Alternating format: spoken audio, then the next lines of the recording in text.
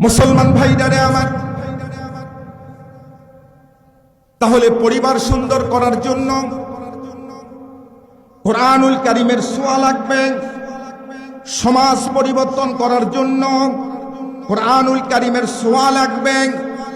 Union পরিবর্তন করার জন্য আপনি যতই পীর সাহেব হন না কেন, যত বড়ই আপনি আল্লাহওয়ালা ব্যক্তি হন না কেন, কোরআনুল কারীমের ছোঁয়া যতক্ষণ পর্যন্ত লাগান নাই ততক্ষণ পর্যন্ত ওই জিনিসটার দাম বাড়ে না।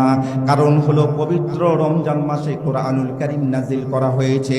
কোরআনুল কারীমের ছোঁয়া লাগার কারণেই পবিত্র রমজান মাসের দাম বাড়ছে।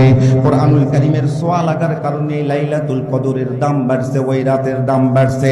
কোরআনুল কারীমের ছোঁয়া লাগার কারণে মুহাম্মদ রাসূল সাল্লাল্লাহু আলাইহি সাল্লাম শ্রেষ্ঠ নবীতে রূপান্তরিত হয়েছে। চিৎকার করে বলেন সুবহানাল্লাহ। মুসলমান ভাইরারে আমার, জিবরাইল আমিন সমস্ত কিতাব নিয়ে আসলো, কিন্তু এত দাম বাড়লো না। কোরআনুল কারীম যখন নিয়ে আসলো, কোরআনুল কারীমের স্পর্শ যখন লাগলো, তখন জিবরাইলের দাম বেড়ে গেল। ও বন্ধুরা আমার, বাবাজিরা আমার, আব্বুরা আমার, আল্লাহর পয়গম্বর আলাইহিস সালাতু ওয়াস সালামের বয়স হলো মাত্র 17 বছর। ছোট্ট একটা ওয়াকিয়া বলেই আমার নির্দিষ্ট সময় থেকে আমি স্টেজ থেকে নেমে যেতে চাই।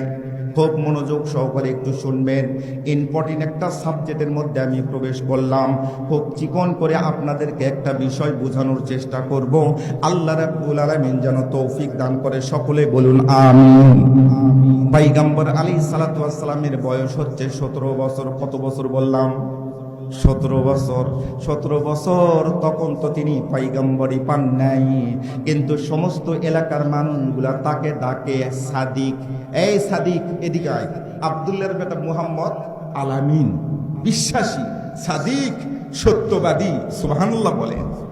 সমস্ত যুবক ছেলেদেরকে সঙ্গে নিয়ে তিনি সেই জাবালে কুবাইস এবং এরপরে জাবালে রহমত, এই পাহাড়গুলার পাদদেশে ভেড়া চড়ায়, দুম্বা চড়ায়, বকরি চড়ায়। বকরি চড়াতে গিয়ে সমস্ত বন্ধুরা একত্রিতভাবে বিভিন্ন খেলাধুলায় মত্ত হয়। তৎকালীন যুগের যেগুলো খেলাধুলা ছিল সেই খেলাধুলায় মত্ত হয়।